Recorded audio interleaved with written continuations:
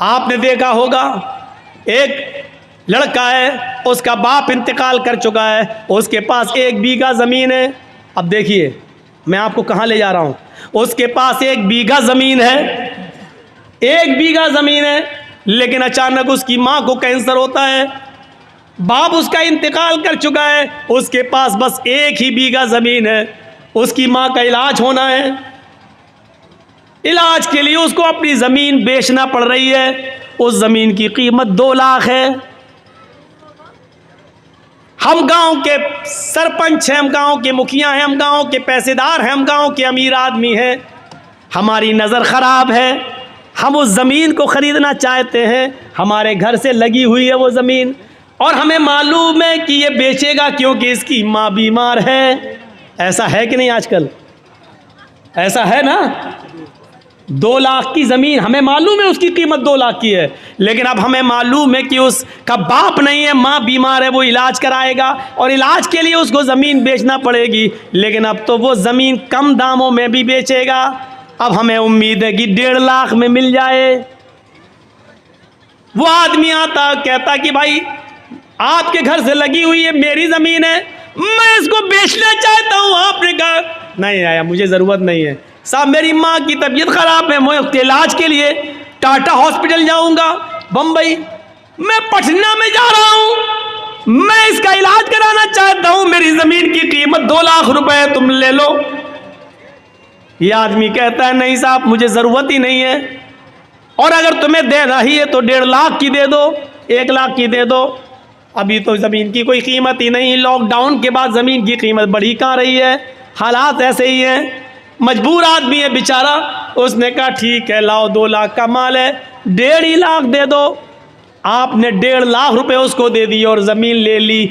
अल्लाह की कसम, 2 लाख की ज़मीन उसकी मर्जी के बावजूद जो 1.5 लाख की ली है, इस 1.5 लाख के लेने के बावजूद उसने चाहे जैसे दी हो, उसकी रजामंदी के बावजूद आपने जो 1.5 लाख में खरीदी है, आप इसके बावजूद भी डकैत कहलाएंगे, आप बेईमान कहलाएंगे, आप यतीम का हक मारने वाला कहलाएंगे, आप मजबूर की मजबूरी का फ़ायदा उठाने वाले कहलाएंगे। अल्लाह के यहाँ समाज में तो ये होगा नहीं साहब, वो 1.5 लाख में तैयार था, उसने दे दी, इसने ले ली, वो तो तैयार था। काजी शुरैह एक घोड़ा खरीदना चाहते थे, बाजार में जाते हैं, घोड़ा देखते हैं, पूछते हैं घोड़े वाले ये घोड़ा कितने का है? उसने कहा 400 दिरहम का। काजी शुरैह ने कहा क्या मैं इसको ज़रा चला कर देख लूँ? उन्होंने कहा देख लो। काजी शुरैह उस घोड़े पर बैठते हैं और जाते हैं, थोड़ी दूर चल के वापस आते हैं और कहते हैं घोड़े वाले सच बता कि तू किस मजबूरी में घोड़ा बेच रहा है? उसने कहा मुझे कोई मजबूरी नहीं है। कहा कि फिर तू इतना अच्छा घोड़ा 400 दिरहम में क्यों बेच रहा है? तेरा घोड़ा चलाकर मैंने देखा, तेरा घोड़ा 400 नहीं बल्कि 500 दिरहम के लायक है। उसने कहा काजी साहब आप काजी हैं, हज़रत अली ने आपको जज बनाया है, मेरे कीमत 400 मांगी है, अगर आपको 500 दिरहम का लगता है तो 500 दे दीजिए, वरना मेरी तरफ से खुशी से 400 हैं, अगर आप 500 देना चाहें तो मुझे क्या एतराज़ होगा? काजी शुरैह कहते रुकिए, एक मरतबा और चला कर देखता हूँ।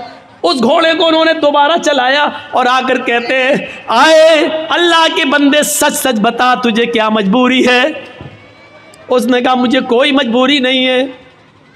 उसने कहा मुझे कोई मजबूरी नहीं है। कहा फिर तू इतना अच्छा घोड़ा 500 दिरहम में क्यों दे रहा है? उसने कहा 500 में नहीं 400 में दे रहा हूँ, आप 500 देना चाहें तो ठीक है। कहा नहीं ये 500 से भी ऊपर बल्कि 600 दिरहम का घोड़ा है तेरा। उसने कहा काजी साहब मुझे शर्मिंदा मत कीजिए, मेरी तरफ से 400 है, आप मज़ीद अगर और देना चाहें तो मेरे कुछ काम आ जाएगा, वरना मेरी तरफ से कीमत 400 है। काजी शुरैह कहते हैं रुक जाओ एक मरतबा और देखता हूँ। एक मरतबा और चक्कर लगाते हैं और आकर कहते हैं मेरा दिल अंदर से कहता है कि तू किसी मजबूरी में घोड़ा बेच रहा है, तेरा घोड़ा 700 दिरहम के लायक है, तू इसको 400 में क्यों दे रहा है? उसने कहा मैं कुछ नहीं कहूँगा। काजी शुरैह कहते हैं क्या एक चक्कर और लगा लूँ? एक चक्कर और लगा कर आते हैं और अपने जेब से 800 दिरहम निकालते हैं और कहते हैं कि तेरा घोड़ा 400 नहीं 800 दिरहम के लायक है। उसने कहा काजी साहब मुझे सिर्फ ज़रूरत 400 दिरहम की है, 400 दिरहम की है। जो मेरे बेटे के इलाज में काम आएगी। काजी शुरैह समझ गए ये मजबूरी में बेचारा बेच रहा था, और काजी शुरैह ने उस घोड़े की सही कीमत लगाई और 800 दिरहम दिए। मेरे भाइयों, कभी आपको ऐसा भी हुआ है कि एक आदमी जिसकी माँ बीमार है 2 लाख की ज़मीन वो बेच रहा है, कभी आपने सोचा कि चलो 2 की जगह 2.25 दे दो, चलो 2.5 दे दो, बेचारा अपनी माँ के इलाज में काम कर लेगा, हमारी ज़मीन तो 5-6 साल में और कीमत बढ़ ही जाएगी, लेकिन इसका तो कम से कम माँ का इलाज हो जाएगा। कभी 2 लाख की ज़मीन को 2,25,000 में लेने की कोशिश की आपने? कभी 2.5 लाख देने की कोशिश की आपने? नहीं, 2 लाख की ज़मीन को 1.5 लाख में लेने वाले तो हज़ारों मिल जाएंगे। ये खून चूसने वाले जालिम लोग हैं, और जालिमों की दास्तानें भरी पड़ी है, जालिमों की कहानियां भरी पड़ी है। मेरे भाइयों, अल्लाह के यहां मजबूर की मजबूरी का फायदा उठाने का भी आपको हिसाब देना पड़ेगा। आप बच नहीं सकते अल्लाह के यहां इस अजाब से। हमने कभी तसव्वुर किया है, कभी सोचा है किसी मजबूरी का फायदा उठाते हैं? आज हम ये वाकयात हमें चीख चीख कर क्या बतला रहे हैं? कभी इन वाकयात की तरफ हमने नजर डाली है? और आओ, तारीख का एक ऐसा वाकया मैं आपके सामने रखना चाहता हूं हजरत उमर फारूक की जिंदगी से कि आप ताज्जुब करेंगे। हजरत उमर फारूक का बच्चा बाहर सड़क पर खेल रहा है दूसरे बच्चों के साथ। कितना छोटा बच्चा था, 4-5 साल, और सामने ऑफिस है बैतुल माल, और बैतुल माल के ट्रेजी कौन है, खजांची कौन है? हजरत अबू मूसा अशरी रजी अल्लाह तआला अन्हु। हजरत अबू मूसा अशरी, हजरत अबू मूसा अशरी बाहर निकलते हैं बैतुल माल के ऑफिस से, देखते हैं कि कुछ बच्चे बाहर खेल रहे हैं, और वो दुकान से कोई चीज़ खरीद कर खा रहे हैं, लेकिन उमर फारूक का बच्चा कुछ नहीं खा रहा है। बाहर जब निकलते हैं तो 1 दिरहम पड़ा है सड़क पर, 1 दिरहम पड़ा हुआ है। 1 दिरहम 1 रुपया, मान लो आज के हिसाब से 1 रुपया। 1 दिरहम ज़मीन पर पड़ा, उसको उठा लिया। ये दिरहम किसका होगा पता नहीं, वो दिरहम हज़रत उमर फारूक के बेटे को दे दिया, लो बेटा ये लो, ये बच्चे कोई चीज़ खा रहे हैं, तुम भी खा लो। बच्चे ने 1 दिरहम खाया नहीं है, वो 1 दिरहम मुट्ठी में बांध लेता है, मुट्ठी को कस के पकड़ लेता है, और वो दिरहम लेके आगे बढ़ जाता है और सीधे अपने घर पे आ जाता है। वो दिरहम लेकर सीधे अपने घर पे आ जाता है। हज़रत उमर फारूक की नज़र जब उस बच्चे के ऊपर पड़ती है, बाप की नज़र पहली नज़र में पहचान गया, एक हाथ खुला एक हाथ बंधा। बेटे ये मुट्ठी क्यों बंद है, खोलो। जैसी बच्चे ने मुट्ठी खोली तो उसमें से 1 दिरहम ज़मीन के ऊपर गिर गया। हज़रत उमर फारूक ने वो 1 दिरहम उठाया, और उठाने के बाद कहा, मेरे बेटे सच बताओ ये 1 दिरहम तुम्हारे पास कहाँ से आया? बीवी से पूछा कि तुमने दिया? कहा नहीं मैंने नहीं दिया। कहा मैंने भी नहीं दिया। बेटा कहाँ से आया? कहा बैतुल माल के बाहर में खेल रहा था, अबू मूसा अशरी को ज़मीन पर पड़ा हुआ मिला चाचा को, और अबू मूसा अशरी चाचा ने ये 1 दिरहम उठाकर ज़मीन से मुझे दे दिया कि और बच्चे चीज़ें खा रहे हैं, तुम भी बेटा कुछ खा लो। मैंने खाया नहीं है। अरे अब्बू घर में 1-2 दिन से चूल्हा नहीं जला, तो मैंने सोचा कि 1 दिरहम मेरे घर में काम आ जाएगा। हज़रत उमर फारूक कहते हैं, बेटे तुमने बहुत अच्छा किया, ये दिरहम लेकर तुम घर आ गए। फिर वो 1 दिरहम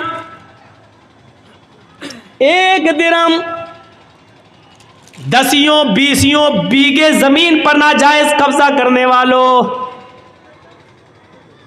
भू माफिया बनने वालों, गुंडागर्दी करने वालों, इस वाक़े की रोशनी में अपने आप को तलाश करो कि हम कौन हैं। अबू मूसा अशरी के पास 1 दिरहम लेकर हज़रत उमर आते हैं, और वो 1 दिरहम रुपया, 1 दिरहम जो लोहे का सिक्का था, इस सिक्के को उठाकर हज़रत अबू मूसा अशरी के सर पे मारते हैं। वो तो अच्छा हुआ कि उनके सर पे पगड़ी बंधी हुई थी, वरना सर फट जाता। वो एक दिरहम उनके सर पे मारते हैं, पगड़ी पे लगता है, लेकिन इतनी जोर से मारा था कि पगड़ी के ऊपर से भी वो 2 दिरहम का असर उनके सर में होता है, यानी उनको उसकी हल्की सी चोट का असर सर के अंदर महसूस होता है। हज़रत अबू मूसा ने कहा क्या हुआ अमीरुल मोमिनीन? हज़रत उमर ने क्या जुमला कहा, उस जुमले पर गौर करो। कहा अबू मूसा, क्या जहन्नम में दाखिल करने के लिए, जहन्नम रसीद करने के लिए, जहन्नम में पहुंचाने के लिए तेरी नज़र उमर के ख़ानदान पर और उमर के घर पर ही पड़ी थी, कोई और तेरी नज़र में नहीं आया, तेरी नज़र में कोई और नहीं जमा? क्या जहन्नम पहुंचाने के लिए तेरी नज़र उमर के घर पर ही पड़ी थी? 1 दिरहम, और 1 दिरहम के बारे में क्या कह रहे हैं? क्या जहन्नम भेजने के लिए तेरी नज़र मेरे ही घर पे पड़ी थी, कोई और नहीं मिला पूरे अरब के अंदर तुझे? कहा क्या हुआ? ये 1 दिरहम का जमीन पर पड़ा था, सारे बच्चे खा रहे थे, आपका बच्चा मुंह तक रहा था, मैंने 1 दिरहम आपके बच्चे को दे दिया, वो कुछ खा ले। कहा 1 दिरहम जब मिल गया था तो तुमने फरमान नहीं सुना, उस 1 दिरहम को बैतुल माल में जमा कर देते, ये तमाम मुसलमानों की अमानत है, अगर कोई पूछता दावा करता तो उसको दे दिया जाता, नहीं तो बैतुल माल में जमा कर दिया जाता, तुमने मेरे बेटे को क्यों दिया? आए अबू मूसा, आज तुमने ऐसा कर दिया, अगर आइंदा तुमने कभी ऐसा किया तो नौकरी से भी निकाल दूंगा, बैतुल माल के चौधराहट से मैं तुम्हें बेदखल कर दूंगा और सजा दूंगा तो अलग। क्या समझ रखा है तुमने? क्या हम इस वाक़े की रोशनी में कैसे लगते हैं? हमने तो कितने नाजायज़ लोगों को दबाया होगा और कितनों की बेईमानी की होगी, ज़मीन जायदाद ये वो सब। एक वाक़े की तरफ और आइए और उससे आप अंदाज़ा लगा सकते हैं। उमर इब्न अब्दुल अज़ीज़ का दौर है, उमर इब्न अब्दुल अज़ीज़ का दौर है और सुबह ईद होने वाली है, चांद हो चुका है, चांद हो चुका है, सुबह ईद होने वाली है। उमर इब्न अब्दुल अज़ीज़ की बीवी कहती है देखो आपके पास भी कपड़े नहीं है पहनने को, मेरे पास भी नहीं है, हम और आप तो पुराने कपड़े पहन लेंगे, लेकिन बच्चा नए कपड़े की जिद कर रहा है, बच्चे के लिए तो नया कपड़ा होना चाहिए, पड़ोस के बच्चे नए कपड़ा पहनेंगे और अमीरुल मोमिनीन का बेटा पुराने कपड़े। कहा मेरी बीवी बैतुल माल से मुझे इतनी तनख्वाह नहीं मिलती कि मैं उससे अपने बच्चे को नया कपड़ा पहना सकूँ। बीवी ने कहा अमीरुल मोमिनीन ने 1 महीने की तनख्वाह एडवांस ले लीजिए, अगले महीने मत लीजिएगा। कहा बीवी मशवरा अच्छा दे रही हो। होता है कभी कभी लोग किसी के यहाँ काम करते हैं, साहब मेरी बीवी बीमार है, 1 महीने की एडवांस तनख्वाह दे दो, हम धीरे धीरे कटा देंगे, कोई बुरी बात नहीं है अगर मालिक राज़ी हो जाए तो। अबू मूसा उमर इब्न अब्दुल अज़ीज़ ने एक लेटर लिखा और अपने खादिम से कहा जाओ बैतुल माल के कैशियर से कहना ये लेटर दे देना, वो तुम्हें 1 महीने की तनख्वाह एडवांस दे देगा। अमीरुल मोमिनीन खुश थे, उमर इब्न अब्दुल अज़ीज़ के 1 महीने की तनख्वाह एडवांस, और वो तो मेरा खादिम है, वो तो दे ही देगा, जब हमने ऑर्डर दे दिया लिख के दे दिया तो वो दे देगा। जैसे ये लेटर कैशियर के हाथ में आता है उसने पढ़ा खजांची ने, उसमें लिखा है कि कल ईद है, मेरे बच्चे के पास नए कपड़े नहीं है पहनने के लिए, लिहाजा मुझे 1 महीने की तनख्वाह एडवांस दे दो, अगले महीने मत देना, उस महीने के अंदर काट लेना। उस खजांची ने उस लेटर को पढ़ने के बाद अंदर जाकर उसी लेटर के पीछे कुछ लिख दिया और लिखने के बाद उसको लिफाफे में बंद करके क्या जाओ इसको दे देना उमर इब्न अब्दुल अज़ीज़ को। कहा उन्होंने 1 महीने की तनख्वाह एडवांस मंगाई, कहा मैंने इसका जवाब दे दिया है, इसका जवाब वो पढ़ लेंगे, उसके बाद आप आना, अगर इसके बावजूद वो मंगाएंगे तनख्वाह मांगेंगे 1 महीने की तो मैं दे दूंगा, मैंने उसमें कुछ सवाल किया है। खादिम लिफाफा लेकर उमर इब्न अब्दुल अज़ीज़ के पास पहुंचता है। उमर इब्न अब्दुल अज़ीज़ ने कहा क्या उसने 1000, क्या उसने 1 महीने की तनख्वाह एडवांस नहीं दी? का पता नहीं, इस लिफाफे में कुछ रख दिया है। लिफाफा खोला तो क्या देखते हैं कि मेरे ही लिफाफे, मेरे ही लेटर के पीछे कुछ और लिखा है। उसको पढ़ते हैं, उसमें लिखा हुआ है उमर इब्न अब्दुल अज़ीज़ अमीरुल मोमिनीन, आपका हुक्म सराखों पर, आपको 1 महीने, 5 महीने, 6 महीने, आप जितनी कहें उतनी तनख्वाह मैं देने के लिए आज़ाद हूँ, मैं देने के लिए तैयार हूँ।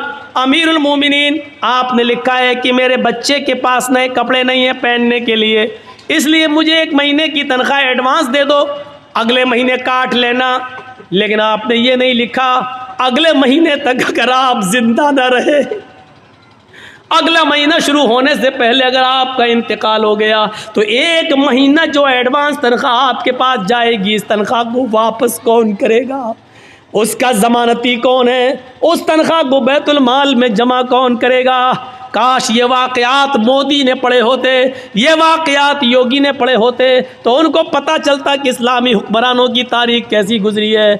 ये बेचारे 10-10 और 20-20 लाख का सूट बूट पहनकर अमेरिका के प्राइम मिनिस्टर का स्वागत करने वाले लोग क्या जाने कि हुकूमतें कैसे चलाई जाती हैं। हुकूमत चलाना सीखना है तो सीखो उमर इब्न अब्दुल अजीज़ से, सीखो हज़रत उमर फ़ारूक से, और उन्हीं से सीखी थी महात्मा गांधी जी ने। इसीलिए तो कहा था बापू ने कि अगर देश में खून खराबा बंद करना चाहते हो, अमन सुकून चाहते हो तो हज़रत उमर फ़ारूक जैसा कानून नाफिज कर दो, देश के अंदर खून खराबा बंद हो जाएगा। ये महात्मा गांधी ने जुमले कहे हैं, सत्य और अहिंसा के अंदर आज भी लिखे हुए हैं। मेरे भाइयों, आज सूरत हाल ये है कि विजय माल्या बाहर बैठा हुआ है, देश की ये सारी चीजें लेकर बाहर बैठा हुआ है। आज पूरे देश के गोदामों को अडानी और अंबानी के सुपुर्द कर दिया जा रहा है और देश का चौकीदार कुछ बोलने के लिए तैयार नहीं है।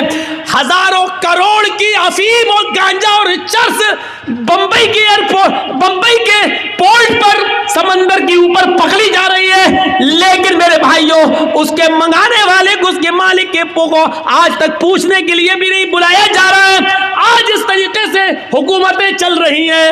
एक हुकूमत वो भी थी कि हजरत उमर फारूक का बेटा मुल्क के शाम के अंदर था और उसने रात के अंदर खजूर को, रस को सड़ाया, निचोड़ा, वो नबीज बन गया। सुबह होते होते उसके अंदर नशा आ गया, उसको मालूम नहीं था और उसने नबीज पी ली। उमर फारूक के बेटे ने नबीज पी ली, शराब की एक किस्म है, उसको मालूम नहीं था कि ये सड़ चुकी है और इसमें नशा आ गया है। जब वो पी लिया तो उसमें नशा आ गया। मुल्क के शाम के गवर्नर को पता चला तो हजरत उमर फारूक के बेटे को बुलाया और 40 कोड़े लगवा दिए मुल्क के शाम के अंदर। लेकिन मदीने में जब उमर फारूक को पता चला कि मेरा बेटे ने शराब पी ली और यह भी पता चला कि 40 कोड़े लग गए, लेकिन इसके बावजूद लेटर लिखा हमारे प्रयास को कि मेरे बेटे के लिए मैं घोड़ा भेज रहा हूं स्पेशल, उस घोड़े से मेरे बेटे को जल्दी वापस मदीने भेजा जाए। बेटा खुश था कि मेरे अब्बू ने कोई अर्जेंट काम के लिए बुलाया। जब हमारे प्रयास ने उस स्पेशल घोड़े से उमर फारूक के बेटे को भेजा, बेटा जब आया तो उसको उसकी मां से नहीं मिलने दिया, कहा इसको हिरासत में लो। हिरासत में ले लिया अपने लखते जिगर को, अपने बेटे को, और उसको कहा जल्लाद से कि कोड़े लगाओ, 40 कोड़े इसको मेरे सामने मारो।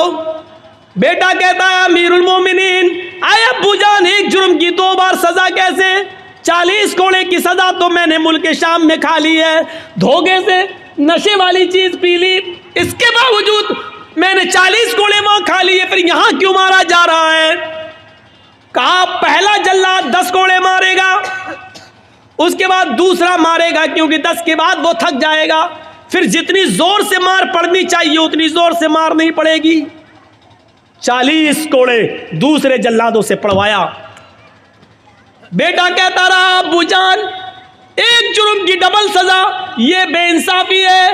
हजरत उमर कहते रहे बेटे मुझे हमारे प्रयास पर भरोसा नहीं है, अल्लाह की कसम उन्होंने कोड़े मारे लगवाए, हाँ मैं जानता हूं कोड़े लगवाए, लेकिन मेरा दिल कहता है कि हमारे प्रयास ने रियायत बरती होगी, जितनी जोर से कोड़े मारना चाहिए उतनी जोर से नहीं पड़े होंगे, इसलिए कि आप अमीरुल मोमिनीन के बेटे हैं, उमर फारूक के बेटे हैं, ये सोचकर जल्लादों ने हल्के हल्के कोड़े मारे होंगे। आज असली कोड़े अब पड़ेंगे तुम्हारे ऊपर। जब अपनों को सजा देने का रवाज था तो जराइम बंद थे, जब अपनों को बचाया जाता है तो जराइम का अंबार लगता है और जराइम पैदा होते हैं। सीखो, हुकूमत ऐसे चलती हैं। आए उमर इब्न अब्दुल अजीज, आपको अगर 1 महीने की तनख्वाह दे दूं एडवांस, अगले महीने अगर आप जिंदा नहीं रहे, इंतकाल हो गया, तो 1 महीने की ये तनख्वाह वापस कौन करेगा?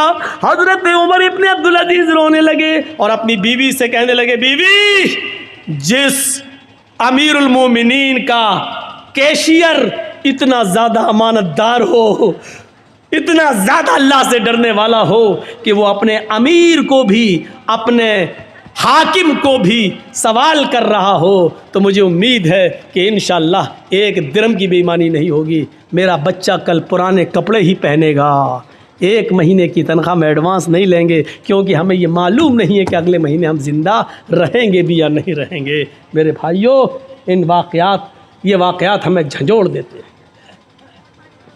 ये वाक़यात हमें झंझोड़ देते हैं अंदर से। वो कौन सा मंजर था? यही उमर इब्न अब्दुल अजीज थे, जिनकी बीवी हामिला थी, पेट में बच्चा था। और आप जानते हैं, डॉक्टर कहते हैं कि जिसके पेट में बच्चा हो उस औरत को खाते पीते रहना चाहिए, क्योंकि माँ जो खाएगी वही बच्चे को बनेगा। लेकिन यहाँ 4 दिन से माँ को कुछ नहीं मिला। डर हो गया कि ये बच्चा कहीं मर न जाए पेट में। माँ खाएगी तो बच्चे को लगेगा, जब माँ ही भूखी है तो बच्चा तो वैसे ही मर जाएगा। उमर इब्न अब्दुल अजीज़ की बीवी कहती हैं अपनी खादिमा से, खादिमा तुम्हारे मालिक तो मुझे कुछ देंगे नहीं, ऐसा करो बैतुल माल से में चली जाओ, और सुनो ये वाक़या झंझोड़ देगा। बैतुल माल में चली जाओ, 1 प्याला दूध वहाँ के खजानची से, कैशियर से ले आओ। देखो अगर मैंने दूध नहीं पिया, कुछ खाया नहीं, तो पेट का बच्चा मर जाएगा जो अमानत है।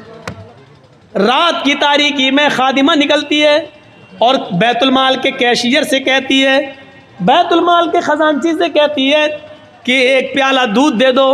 हमारी मालिकन उमर इब्न अब्दुल अजीज़ की बीवी को हमल है, पेट में बच्चा, 4 दिन से कुछ नहीं खाया, बच्चा कहीं भूख की वजह से मर न जाए। बच्चा अगर मर गया तो ये बहुत बड़ी जिम्मेदारी होगी, 1 प्याला दूध दे दो। उसने जल्दी से सुना उमर इब्न अब्दुल अजीज़ की बीवी हैं और पेट में बच्चा है और 4 दिन से कुछ नहीं मिला, तो उसने सोचा बच्चा ना मर जाए, जल्दी से 1 प्याला दूध दे दिया, जाओ ले जाओ।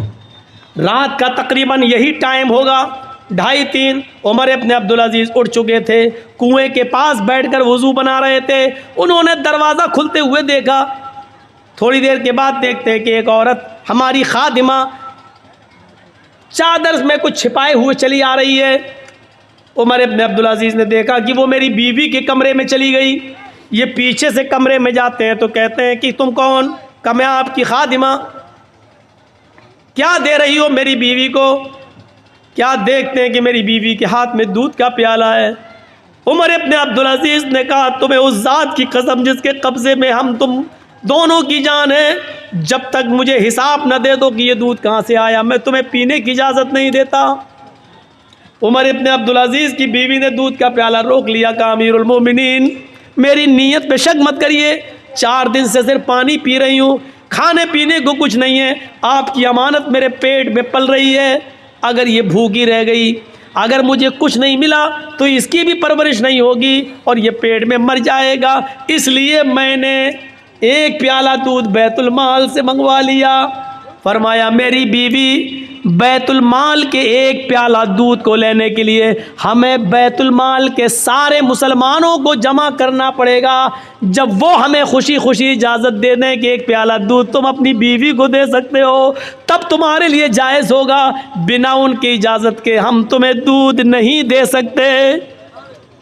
कहा, अमीरुल मोमिनीन, आपने इतने दिन खिदमत की है, क्या आपको इजाज़त नहीं देंगे? देखिए मुझे डर है कि ये बच्चा कहीं मर न जाए, इसलिए मुझे पीने की इजाज़त दीजिए। अच्छा चलिए उधार ही सही, जब आपको तनख्वाह मिलेगी तो 1 प्याला दूध वहाँ वापस कर दिया जाएगा। उमर इब्न अब्दुल अजीज़ कहते नहीं नहीं, ये बिना इजाज़त के दूध लिया गया है, इसलिए इसको भी लेने के लिए इजाज़त लेना पड़ेगी। ये दूध यहाँ लाओ। जब छीनने लगे तो बीवी देना नहीं चाह रही थी और कसम देकर कहती है, आपको अल्लाह का वास्ता 1 प्याला दूध पीकर इस बच्चे की जान बचा लेने दीजिए मुझे। उमर इब्न अब्दुल अजीज़ ने दूध का प्याला छीन कर दोनों हाथ उसके छोड़ दिए और छीन ही लिया और अपने हाथ में लेने के बाद कहा, हरगिज़ नहीं। कहा, अमीरुल मोमिनीन, फिर आप यकीन कर लीजिए कि ये बच्चा मर जाएगा, यकीन कर लीजिए कि ये बच्चा मर जाएगा। उमर इब्न अब्दुल अजीज़ ने कहा, अगर ये प्याला तुम्हें दे दूं तो? कहा, फिर इस बच्चे के बचने की उम्मीद है। उमर इब्न अब्दुल अजीज़ कहते हैं, आंखों में आंसू आ गए। कहते मेरी बीवी मुसलमानों की अमानत में खयानत करके एक प्याला दूध तुम्हें देकर पिला दिया जाए और उसको पीकर ये बच्चा ज़िंदा है, ये बच्चा ज़िंदा रह सकता है, तो अपने इस पेट के बच्चे से कह दो कि मुझे तेरी ज़िंदगी नहीं चाहिए। अपने इस पेट के बच्चे से कह दो कि मुझे तुम्हारी ज़िंदगी नहीं चाहिए। बीवी, पेट में बच्चा मरता है तो मर जाए, मुझे इस बच्चे की मौत गवारा है, लेकिन अमानत में खयानत गवारा नहीं है।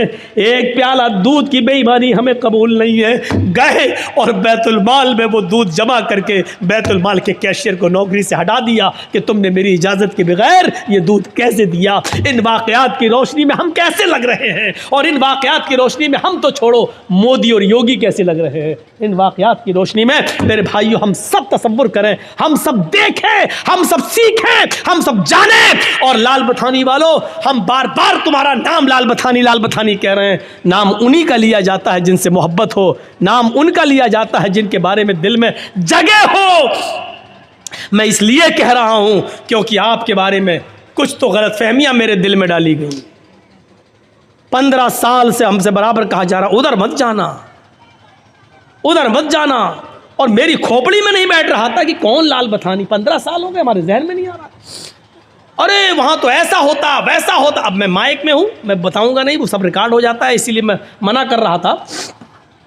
ऐसा होता वैसा होता, कोई नहीं इस दुनिया के अंदर, सुन लो, कोई इतना नेक इंसान नहीं है कि जो इतना बड़ा नेक हो कि नेकियों में उसने फरिश्तों को फेल कर दिया हो। कोई इतना बड़ा नेक भी नहीं है कि उसकी इबादतें इतनी ज़्यादा हों कि उसने फरिश्तों को से आगे निकल गया हो। और इस दुनिया में कोई इतना गुनाहगार भी नहीं कि गुनाहों में उसने इबलीस से भी वो आगे बढ़ गया हो। सुन लो, हम और आप बीच में हैं। न तो इतने नेक हैं कि हम जिब्राइल को फेल कर दें, न इतने हम नेक हैं कि फरिश्तों की इबादत से बढ़ जाएं, न इतने बड़े हम गुनाहगार हैं कि हम इबलीस को पीछे कर दें।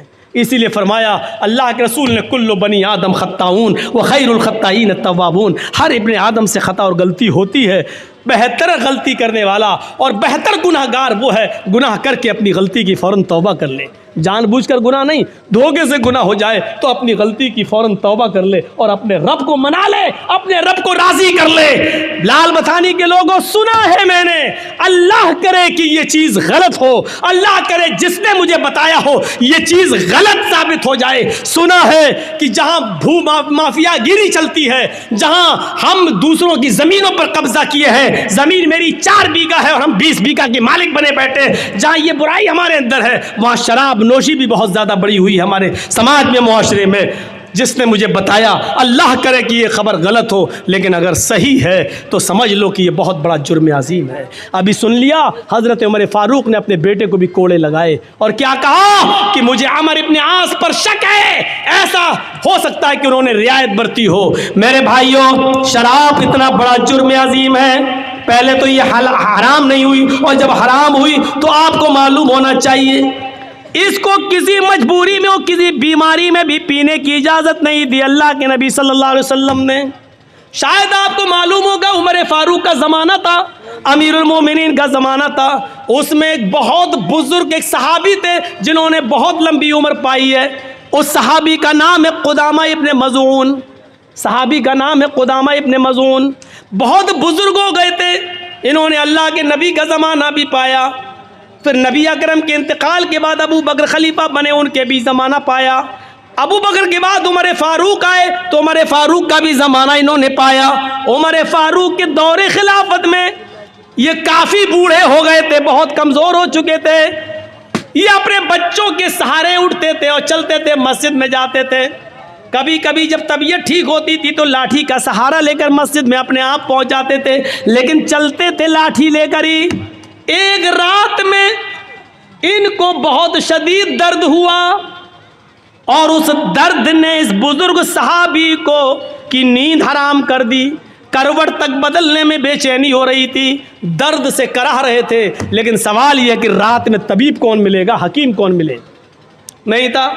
तो घर में पुराने ज़माने की एक शराब की बोतल रखी हुई थी।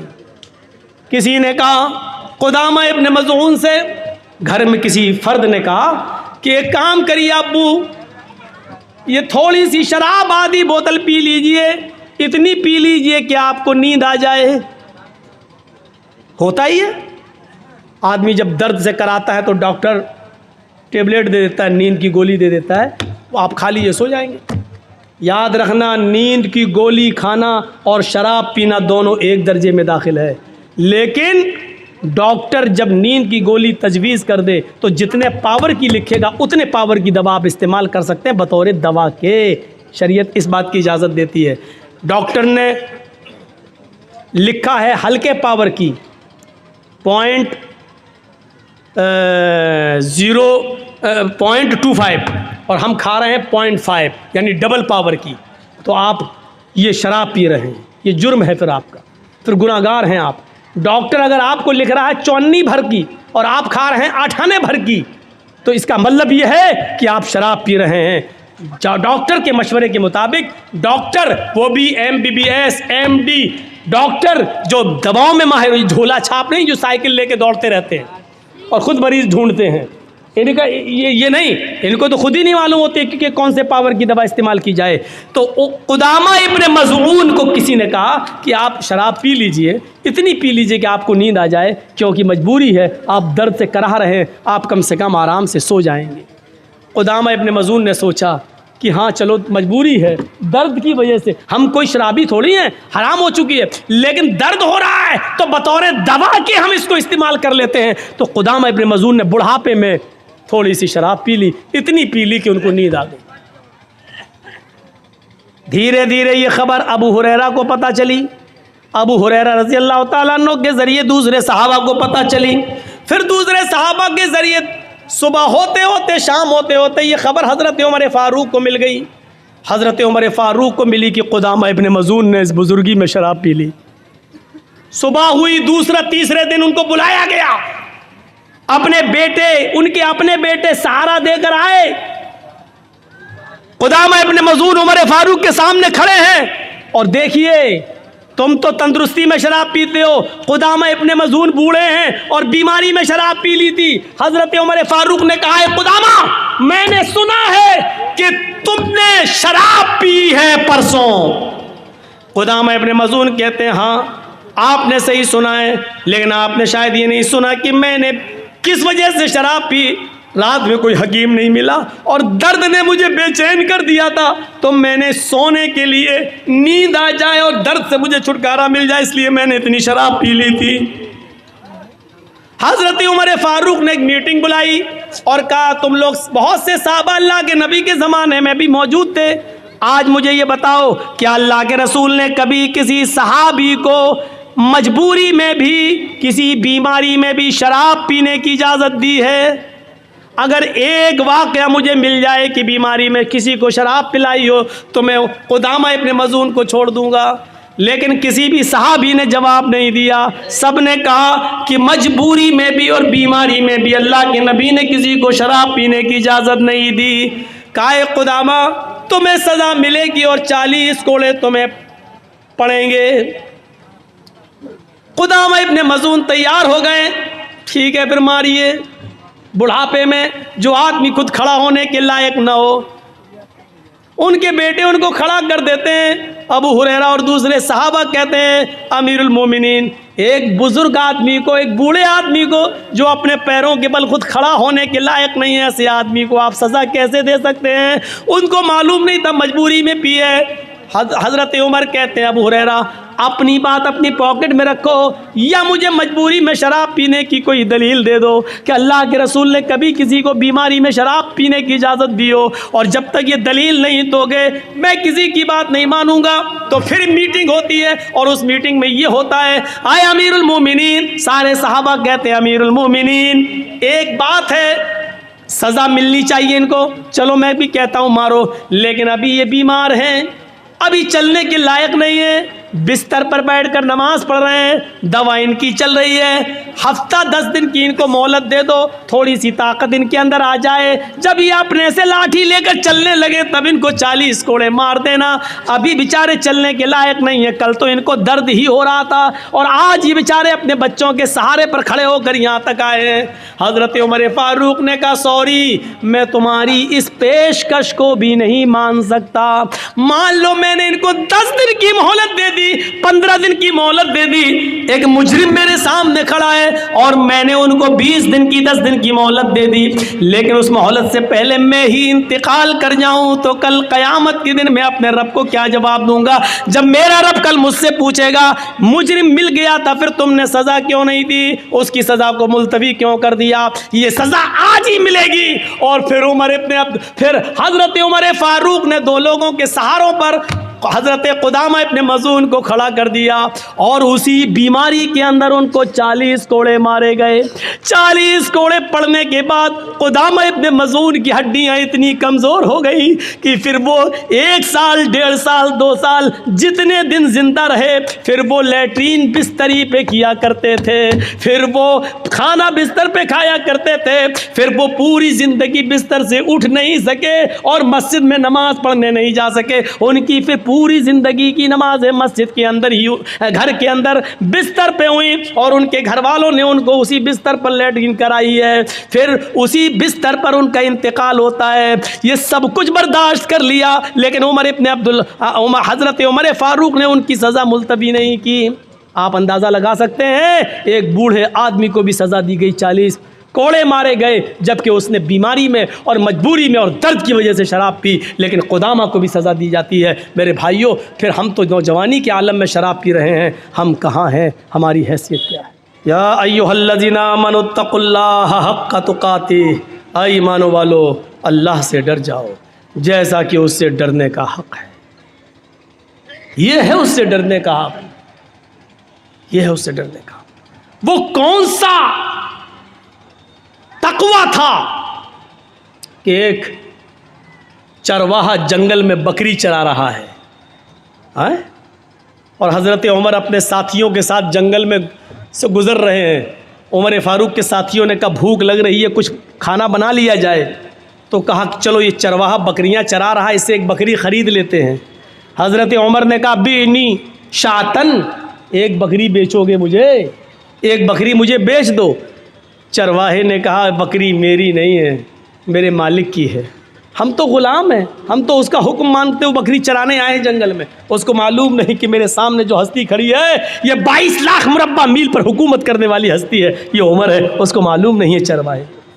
हज़रत उमर ने उसका इम्तहान लिया, कहा अरे मालिक की है तो क्या हुआ, मालिक से कह देना जंगल में भेड़िया आया एक बकरी खा गया, और क्या क्या कर लेगा वो तेरा, कुछ नहीं करेगा, और हम खाल उतार के तुझे दे देंगे, उसमें खून लगा लेना, कह देना देख लो ये खाल छोड़ गया। उस चरवाहे ने कहा खामोश। हजरत उमर से आप थोड़ी ऊंची आवाज में यूपी में बोल के देख लो, नहीं बोल पाओगे। देखा मौलाना कलीमुद्दीन साहब को गिरफ्तार कर लिया गया मेरठ से।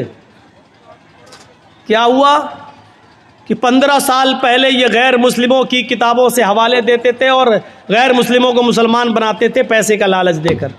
लीजिए, इस इल्ज़ाम में एक जंगल में हाथी भाग रहा है। चूहे ने पूछा अरे भाई क्यों भाग रहे हो? कब सुना नहीं पुलिस ऐलान कर रही है कि जो भी भैंस पकड़ी जाएगी उसको काट दिया जाएगा। तो चूहे ने कहा भाई ऐलान तो भैंस का हुआ है कि तुम क्यों भाग रहे हो, तुम भैंस थोड़ी हो। हाथी ने कहा अगर पुलिस ने हमको पकड़ लिया तो 20 साल तो ये साबित करने में लग जाएगा कि मैं भैंस नहीं हूं। यही सूरत हाल है हमारे इस मुल्क की।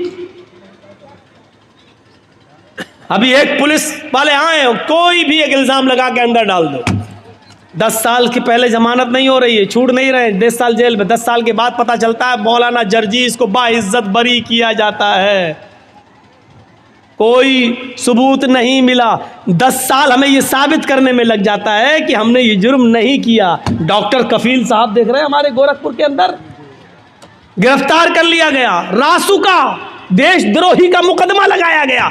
हाई कोर्ट 6 महीने के बाद, 8 महीने और 9 महीने के बाद उनको बेल देती है और ये कहती है कि डॉक्टर कफील के भाषण में, उनकी तकरीर में ऐसे कोई जुमले नहीं मिलते जिससे देशद्रोही साबित हो। अब होना क्या चाहिए था कि जिस गवर्नमेंट ने उस पर देशद्रोही का मुकदमा लगाया, अब वो देशद्रोही कोर्ट ने साबित कर दिया कि नहीं है, तो अब सरकार को कटघरे में खड़ा होना चाहिए। लेकिन सरकार को कटघरे में खड़ा नहीं किया जा सकता है साहब। क्यों? सरकार, यह सूरत हाल है आज हमारी। आप कहते हैं कि मौलाना साहब गैर मुस्लिम लोग भी आए हुए, मंत्र पढ़िए।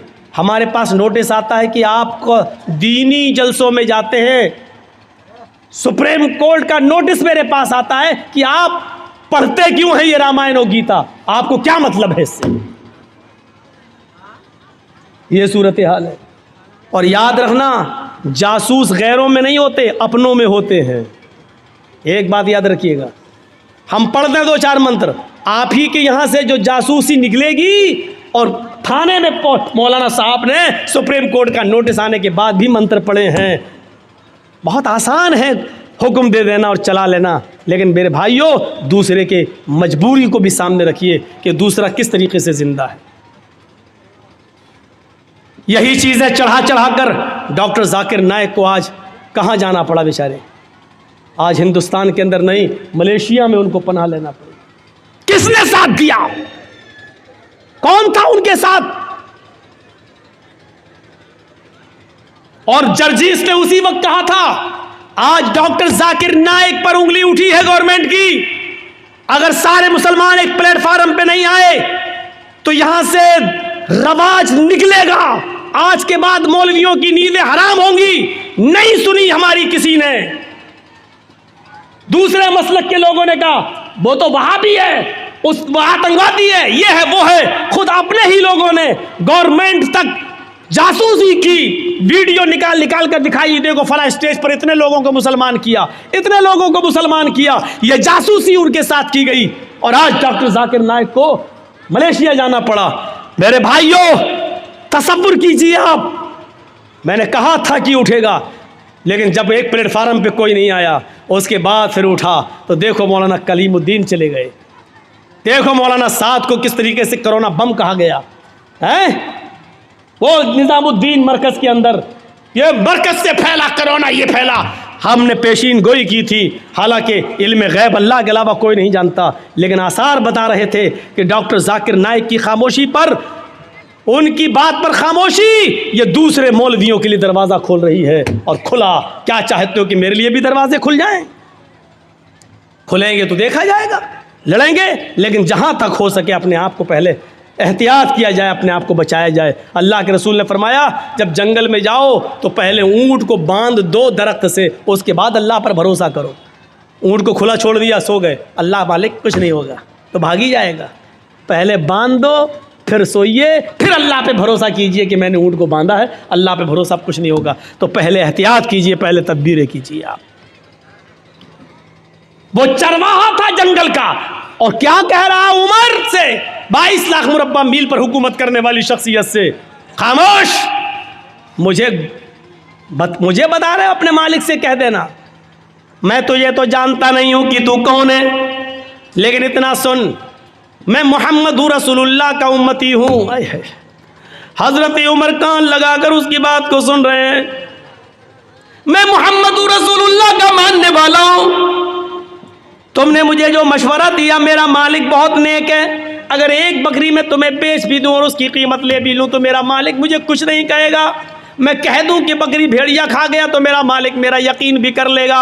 लेकिन दुनिया में तो मैं अपने मालिक से झूठ बोल जाऊंगा, लेकिन कयामत के दिन में उस मालिक को क्या जवाब दूंगा जो मेरे मालिक का भी मालिक है। जा यहां से। गौर कीजिए, इस तकवे की रोशनी में हम कैसे लग रहे हैं।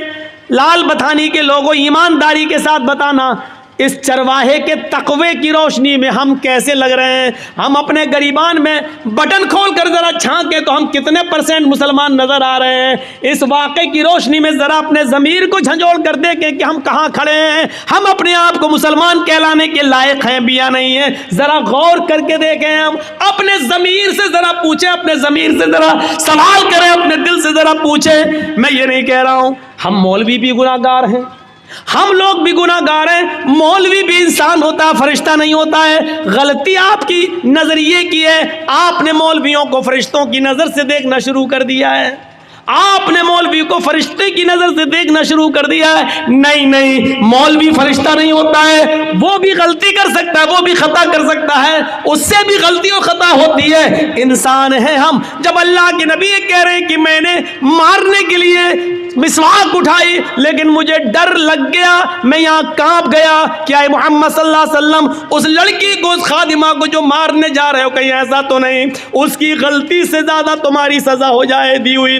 अगर उसकी गलती कम पड़ गई और आपकी ये छड़ी, आपकी ये मिसवाक से उसको तकलीफ उससे ज्यादा लग गई तो हो गई। तो कयामत के दिन आप अपने रब को क्या जवाब देंगे? कयामत के दिन क्या मुंह दिखाएंगे? हजरत उमर फारूक अपने गुलाम का कान मरोड़ देते हैं और बात कितनी, आवाज दी गुलाम को। गुलाम ने आवाज दी, गुलाम ने अमीरुल मोमिनीन, अमीरुल मोमिनीन, अमीरुल मोमिनीन। हजरत उमर उस वक्त पेशाब कर रहे थे। उनको गुस्सा आया, कमीना अमीरुल मोमिनीन, अमीर चिल्लाता चला जा रहा है। वो जल्दी से निकले और उधर आए और अपने गुलाम, इधर क्या आवाज दे रहा, पकड़ा और कान मरोड़ दिया कस के। यस, हट, चल उधर बैठ। उस गुलाम ने सिर्फ इतना कहा, अमीरुल मोमिनीन, मैं आपका खादिम हूँ, आपका गुलाम हूँ, आपने मेरा कान जो मरोड़ा है, मुझे ऐसा लगता है कि मैंने कोई गलती नहीं की है, लेकिन अगर आपको लगता है कि आपने जायज़ सही वजह से, सही रीज़न की वजह से आपने मेरा कान मरोड़ा है तो ठीक है, लेकिन एक बार गौर कर लेना कि आपने मेरा कान सही मरोड़ा या गलत, और कुछ नहीं। इतना कहा। हज़रत उमर ने कहा, जब तुझे मालूम था कि मैं इस्तिंजा कर रहा हूँ, पेशाब कर रहा हूँ, तो तू अमीरुल मोमिनीन क्यों चिल्ला रहा था? उसने कहा, अमीरुल मोमिनीन, उस ज़ात की कसम जिसके कब्ज़े में मेरी जान है, अगर मुझे मालूम होता कि आप फला जगह बैठ कर इस्तिंजा कर रहे हैं, पेशाब कर रहे हैं, तो मैं आपको नहीं बोलता। मैं इतना पागल नहीं हूँ कि देख लूँ कि कोई आदमी पेशाब कर रहा और उसके बावजूद भी चिल्लाता रहूँ। मुझे मालूम है कि बगैर इस्तिंजा किए हुए कोई आ ही नहीं सकता है, तो मैं क्यों चिल्लाता? मुझे नहीं मालूम था। हज़रत उमर ने कहा, तुम ठीक कह रहे हो, इधर आओ। जितनी ज़ोर से मैंने तुम्हारा कान मरोड़ा है, तुम भी मेरे कान को उतनी तेज़, उतनी सख्ती के साथ तुम भी मरोड़ लो। उसने कहा, अमीरुल मोमिनीन, आपको अपनी गलती का एहसास हो गया, हमने आपको माफ़ कर दिया। हज़रत उमर कहते, नहीं, अब तो मैं इस कान को मरोड़ कर अपना बदला लेना होगा। उसने कहा, मैंने माफ़ कर दिया। कहा, नहीं, तुम मुझे इसलिए माफ़ कर रहे हो क्योंकि मैं तुम्हारा मालिक हूँ, मैं तुम्हारा आका हूँ, तुम मेरे गुलाम हो, इसलिए मेरे डर से तुम माफ़ कर रहे हो। उसने कहा, मैं अल्लाह के लिए आपको माफ़ कर रहा हूँ। कहा, नहीं नहीं, मैं इंतकाम दूंगा, तुम अपना बदला ले लो। जब हज़रत उमर ने ज़िद की तो उसने कान मरोड़ दिया। हज़रत उमर को मालूम था कि मैंने इसका कान कितनी तेज़ मरोड़ा। कहा, और तेज़, और तेज़। नहीं, अभी भी तुम रियायत कर रहे हो, और तेज़। जब हज़रत उमर को लगा कि हाँ, इतना तेज़ मैंने इसका कान ऐंठा होगा, तो हज़रत उमर फारूक कान को ऐंठवाते जा रहे हैं और कहते जा रहे हैं, आए उमर देख ले तेरी औकात क्या है, आए उमर देख ले तेरी औकात क्या है, तेरी हैसियत क्या है। एक मामूली गुलाम तेरा कान मरोड़ रहा है और तू अपने आप को अमीरुल मोमिनीन समझ रहा है, अपने आप को हाकिम समझ रहा है, अपने आप को अमीरुल मोमिनीन तसव्वुर कर रहा है। इस तरीके से जुमले कह कह कर अपने तकब्बुर को ख़त्म करते थे कि तकब्बुर हमारे अंदर ना आ जाए। एक मामूली गुलाम तुम्हारा कान पकड़ के ऐंठ रहा है और तुम अपने आप को अमीरुल मोमिनीन समझ रहे हो। ये इस्लाम की तालीम का, तालीमात के असरात थे जो सहाबा किराम की ज़िंदगी पर मुरतब हुए। मेरे भाइयों, एक हल्का सा कान मरोड़ दिया तो उसका भी बदला दे रहे हैं। हमने कितने लोगों पर जुल्म किए हैं, कभी उनकी अमानतों को वापस करने की कोशिश की है, कभी आपने माफ़ी मांगने की कोशिश की है? याद रखना, मौलाना जर्जीस 15-16 साल के बाद इस लाल बथानी में आए हैं।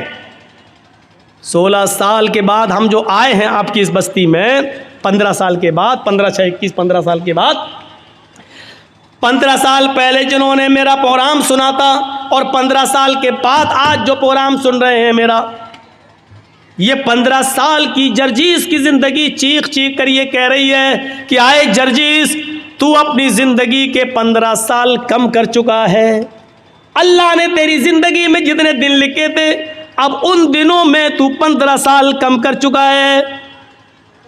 जिन लोगों ने 15 साल के बाद आज मेरी तकरीर सुन रहे हैं, उनकी ज़िंदगी चीख चीख कर कह रही है कि वो भी अपनी ज़िंदगी के 15 साल कम कर चुके हैं। तुम्हारी और मेरी ज़िंदगी ये चीख चीख कर कह रही है कि जर्जीस और आए लाल बथानी वालों, तुम 15 साल अपनी कब्र के करीब हो चुके हो, तुम अपने असली मंजिल कब्र के करीब जा चुके हो।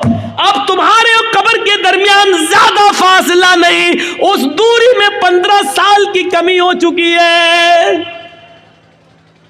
नहीं, इससे भी बढ़कर एक और बात, 2 ही ठिकाने हैं हमारे और आपके, या तो हम और आप जन्नत में जाएंगे या जहन्नम में, बस।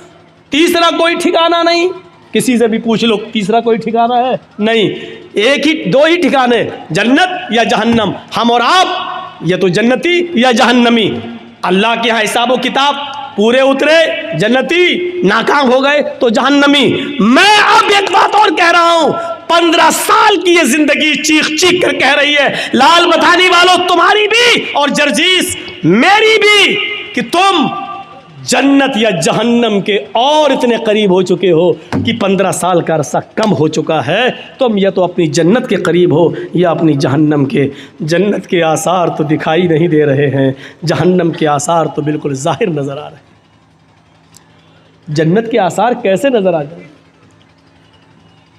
हजरत उमर फारूक, जिनको अल्लाह के नबी ने इसी दुनिया में जन्नत की बशारत दी थी, उमर तुम जन्नती, लेकिन वो भी कहते हैं कि आसमान से अगर कोई फरिश्ता पुकार कर ये कहे कि इस दुनिया के सारे लोग जन्नत में जाएंगे, कोई फरिश्ता पुकार के कहे कि सब जन्नती, पूरी दुनिया जन्नती, सिर्फ एक इंसान जहन्नम में जाएगा, एक आदमी जहन्नम में जाएगा।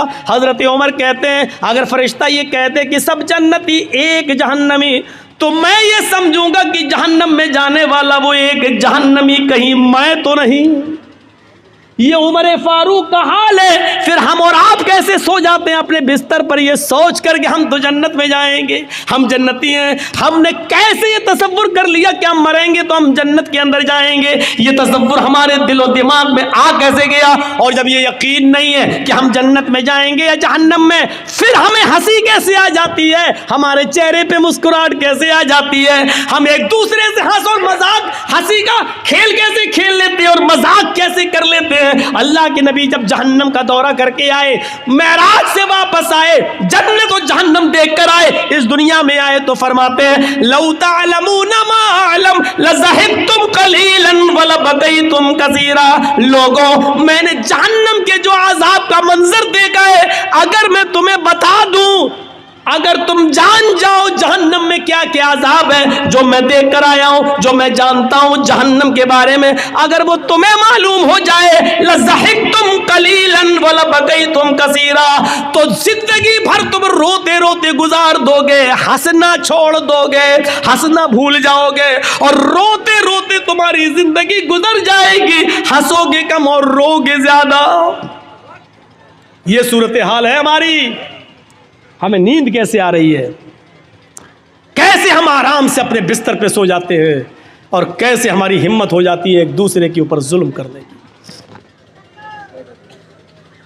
इमाम कायनात फरमाते हैं अल्लाह के नबी ने कि तुम अपनी जिंदगी में एक जमाना ऐसा भी देखोगे कयामत से पहले, और ईमानदारी से बताना यह है कि नहीं, युस्बिहुर रजुलु मुमिनन वयुमसी काफिरन वयुमसी मुमिनन वयुस्बिहु काफिरन। यबीउ दीनहु बिइरज़िम मिनद दुनिया। अब सुनिए, तुम एक आदमी को देखोगे, आज ऐसा हो रहा है, अरे ये लोग जो जा रहे हैं, ये बड़े मियाँ को जाने तो जल्दी निकल ले, ये सब शुगर के मरीज़ हैं, बैठ जाएंगे पहले फिर डिस्टर्ब करेंगे उठने को। और अभी जिसको उठना उठ जाओ यार, बीच में उठते तो थोड़ा डिस्टर्ब होता है। हमें सुबह को देखोगे कि एक आदमी मोमिन होगा, उठेगा, वुजू बनाएगा, फजर की नमाज पढ़ने जाएगा, फजर की नमाज के बाद कुरान की तिलावत करेगा। युस्बिहुर रजुलु मुमिनन, तुम देखोगे कि एक आदमी सुबह ईमान की हालत में करेगा। ईमानदारी के साथ बताइएगा ये ज़माना है कि नहीं। आदमी सुबह सवेरे हालत ईमान में उठेगा, सुबह फजर में वुजू बनाएगा, नमाज पढ़ेगा, कुरान की तिलावत करेगा। युमसी काफिरन, लेकिन सूरज डूबने से पहले पहले, शाम होने से पहले पहले वो काफिर हो जाएगा। वयुमसी मोमिनन युस्बिहु काफिरन, शाम को मगरिब की नमाज पढ़ेगा, कुरान पढ़ेगा, ईशा की नमाज पढ़ेगा, ईमान की हालत में रात गुजारेगा, पूरी पूरी रात ईमान की हालत में गुजारेगा, दुआ पढ़ के सोएगा, लेकिन सुबह उठेगा तो वो काफिर होगा। क्यों? यबीउ दीनहु बिइरज़िम मिनद दुनिया, वो दुनिया के चंद सिक्के हासिल करने के लिए, दुनिया के चंद रुपयों के लिए, दुनिया के चंद टुकड़ों के लिए अपने दीन को बेच देगा। हमने कितने दाढ़ी वाले देखे हैं और जर्जिस हमने अपनी आंखों से देखे हैं। सुबह आदमी नमाज पढ़ा है, रोज़ा भी रखा है, हाँ नफली रोज़े से भी है, नमाज भी पढ़ा है, हाँ उसको कोई टिकट मिल गया है, सरपंच का टिकट मिल गया है, मुखिया का चुनाव लड़ रहा है, या चेयरमैनी का या एमएलए का टिकट उसको मिला है, मुसलमान है, नाम उसका मोहम्मद से शुरू हो रहा है, सब कुछ है, नमाज पढ़ता है, कुरान की तिलावत भी करता है, फजर में तो ऐसे उठा, लेकिन शाम होने से पहले पहले हमने देखा है कि वो गैर मुस्लिमों के वोट पाने के लिए अपने चेहरे पर टीका भी लगा लेता है, मंदिर में भी चला जाता है और मूर्ति के ऊपर वो फूल और माला भी चढ़ा लेता है। अल्लाह के नबी फरमाते हैं यबीउ दीनहु बिइरज़िम मिनद दुनिया, सुबह उठेगा तो मोमिन होगा, शाम होने से पहले पहले, सूरज डूबने से पहले पहले काफिर हो जाएगा। वो अपने दीन को दुनिया के चंद टुकड़ों में बेच देगा। देख लो, अपने इलाकों में देख लो, आसपास के एरियो में देख लो, ऐसा मंजर आप एक नहीं 50 जगह मिल जाएगा। और लोग क्या कह रहे हैं, साहब हिंदुस्तान में रहे ना तो क्या हम, क्या हिंदू नेता लोग क्या रमजान के महीने में टोपी नहीं लगाते हैं?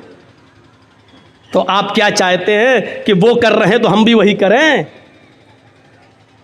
हमारा मुल्क, हमारा देश और हमारे मुल्क का कानून अपने मज़हब पर अमल करने की हमें पूरी इजाज़त देता है। हाँ, दूसरों के मज़हब से हमें नफरत नहीं होनी चाहिए, लेकिन आप इस हद तक गिर जाए कि हालत ईमान में उठे और शाम होते होते आप उसी रंग में रंग जाएं।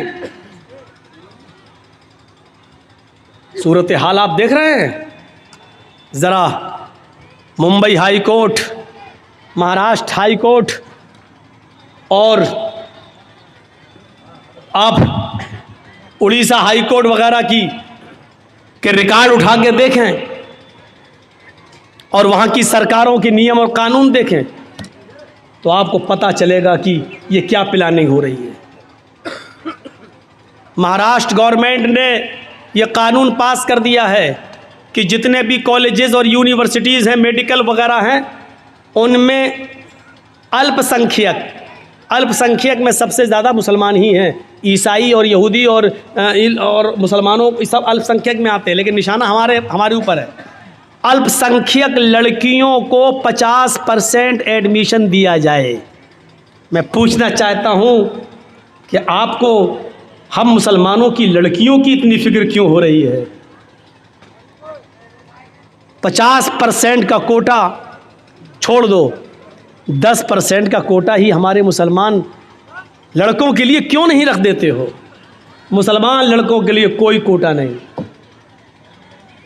यूनिवर्सिटीज में, कॉलेजेस में, नौकरियों में लड़कियां अल्पसंख्यक यानी मुस्लिम लड़कियां 50%। और ऐसा कब हुआ? जब नागपुर में एक मीटिंग हो गई। और नागपुर में मीटिंग किसकी होती है बताने की जरूरत नहीं है, समझ गए होंगे आप। जब मीटिंग हो गई और उस मीटिंग में यह तय कर दिया गया कि अब मुसलमान लड़कियों को स्कूलों में ज्यादा से ज्यादा एडमिट करो और गैर मुस्लिम लड़कों को ज्यादा से ज्यादा छूट दे दो, और वो लड़के इन लड़कियों के साथ दोस्ती करें और दोस्ती प्यार और मोहब्बत में बदल जाए, और प्यार और मोहब्बत में बदलने के बाद ये दोनों लड़का लड़की कोर्ट मैरिज करें और 2 बच्चे 3 बच्चे पैदा करने के बाद इन लड़कियों को छोड़ दिया जाए आवारा, और लड़के जो पैदा हों बच्चे उनको अपने पास रख लिया जाए, और लड़कियों को जो आई हैं उनको धक्के दे के भगा दिया जाए। ये प्लानिंग जब हो चुकी उसके बाद यूनिवर्सिटी में 50% कोटा दे दिया जा रहा है। और कुछ ना आकिबत अंदेश आज भी महाराष्ट्र की सरजमीन पर जो मुस्लिम नेता लोग हैं, मुस्लिम लीडर, गवर्नमेंट बहुत अच्छा काम कर रही है हमारी लड़कियों के लिए।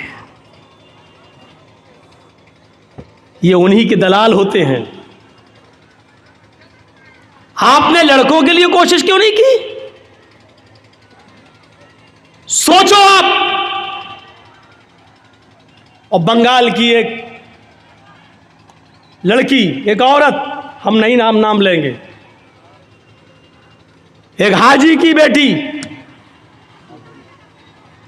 समझ गए ना? बस एक इंटरव्यू में आके क्या बोलती है कि इस्लाम इतना तंग दिल नहीं है कि एक गैर मुस्लिम लड़के के साथ शादी करने पर वो हमें इस्लाम से निकाल दे। और अभी हाल ही में इंटरव्यू क्या आया, उसने अपने पुराना वाला आदमी छोड़ दिया, अब एक नए लड़के के साथ रंगरलियां मनाई और उसका एक बच्चा भी उससे पैदा हुआ। उससे पूछा शादी कब करेंगी? उसने कहा शादी की क्या जरूरत है, हम लोग प्यार और मोहब्बत के साथ रह रहे हैं, बस हम लोगों की जिंदगी सही गुजर रही है, बस गुजर रही है। तुम्हारे बयान से मुझे कोई एतराज नहीं है, लेकिन तुम ये कहो कि इस्लाम इसको बुरी नजर से नहीं देखता, हमें इस जुमले पर एतराज है। बस तुम नंगा नाच नाचो, नंगी होकर घूमो, मुझे कोई फर्क नहीं पड़ता मेरे ऊपर, लेकिन जब इस्लाम से जोड़ने की कोशिश करोगी, अपने इस घिनौने किरदार को, इस कैरेक्टर को जब इस्लाम से जोड़ोगी, तो हम मुदाफियत के लिए अपनी आवाज उठाएंगे। इसके लिए चाहे मीडिया हमें नंगा करे, चाहे जो भी करे, हम सबकी सुनेंगे, लेकिन हम इस्लाम की आवाज को बुलंद करेंगे और बताएंगे कि गलत क्या है। या अय्युहल्लज़ीना आमनू तक़ुल्लाह हक़्क़ तुक़ातिह, बात यहाँ से निकलती है और अल्लाह के हज़रत उमर फ़ारूक की आंखों में आंसू आ जाते हैं कि एक चरवाहे के अंदर भी अल्लाह का ये डर है, अल्लाह का ये खौफ है। दूसरे दिन आते हैं और उसके मालिक को हुक्म देते हैं कि अपने ग़ुलाम को लेकर दरबार में आओ। ग़ुलाम का मालिक अपने ग़ुलाम को लेकर दूसरे दिन उमर फ़ारूक के दरबार में जाता है। ग़ुलाम ने देखा, ये तो कल हमें जंगल में मिले थे, आज हमें डंडे मारेंगे, कोड़े मारेंगे, कल हमने इनको बकरी नहीं बेची, कल ही हमसे एक बकरी मांग रहे थे, और आज ये तो अमीरुल मोमिनीन है, ये तो अमीरुल मोमिनीन है। हज़रत उमर फ़ारूक ने मालिक से कहा कि तुम्हारा ग़ुलाम मैं ख़रीदना चाहता हूँ, बताओ कितने में बेचोगे? उसने कहा अमीरुल मोमिनीन, मेरा ग़ुलाम बड़ा नेक है, अल्लाह वाला, मैं इसको नहीं बेच सकता। हज़रत उमर फ़ारूक ने कहा देखो इसको मुझे ज़रूरत है, मैं तुम्हें इसकी डबल कीमत दूंगा, जो लोग इसकी कीमत दे रहे हों उससे डबल कीमत मैं तुम्हें दे दूंगा, लेकिन मुझे इस ग़ुलाम की ज़रूरत है। मालिक को लालच आ गया कि जब डबल कीमत मिल रही है तो इसको दे दो, हम इतने में तो 2 ग़ुलाम ख़रीद लेंगे। डबल कीमत लेकर हजरत उमर फारूक ने उस गुलाम को खरीद लिया। अब उस गुलाम का डर और बढ़ गया कि अब तो मैं उमर फारूक का गुलाम हो गया, अब ये मुझे कल की सजा न दें, कहीं मारे नहीं। हजरत उमर फारूक उनको अपने घर पे लाते हैं। गुलाम बराबर डरता जा रहा है, ये वही चरवाहा है जो कल बकरी चरा रहा था, अब इसके दिल में डर पैदा होता चला जा रहा है। हजरत उमर उसको खजूर खिलाते हैं, पानी पिलाते हैं और कहते हैं कि मैंने तुम्हें तुम्हारे मालिक से ख़रीद लिया है और अब मैं तुम्हें आज़ाद कर रहा हूँ, जाओ, तुम मेरे ग़ुलाम नहीं हो, मैंने तुम्हें आज़ाद कर दिया है। जानते हो मैंने तुम्हें क्यों आज़ाद किया है? तुम उस आदमी के ग़ुलाम थे, ग़ुलामी की ज़िंदगी गुजारते तो तुम अल्लाह की इबादत नहीं कर सकते थे, तुम्हें फ़र्ज़ नमाज पढ़ने का मौका मिलता, फिर ग़ुलाम की तुम बात मानते इसलिए तुम्हें इबादत करने का मौका नहीं मिलता। अब तुम्हें इबादत का मौका ही मौका है। कल तुमने ये कहा था कि अल्लाह रब्बुल आलमीन को क़यामत के दिन में क्या जवाब दूंगा, इस जुमले की वजह से आज तुम्हें आज़ादी मिल गई है, इस कलमे ने तुम्हें आज़ादी दी है। अगर इसी तरीके से अल्लाह से डरते रहे तो इंशाअल्लाह क़यामत के दिन अल्लाह ताला तुम्हें जहन्नम से भी आज़ादी दिला देगा। अगर इसी तरीके की तुम्हारी ज़िंदगी गुजरती रही तो तक़वे वालों को इनाम मिल जाता था, जो अल्लाह से डरते थे उसको अमीरुल मोमिनीन इनाम देते थे। मेरे भाइयों, आज हमने किसी अल्लाह से डरने वाले को इनाम दिया? किसी नेक और मुत्तकी आदमी को देखा तो कभी हिम्मत पड़ी कि हम उसको कुछ मदद कर दें?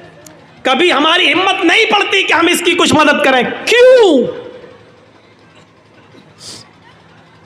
मदद करने की हिम्मत नहीं पड़ती।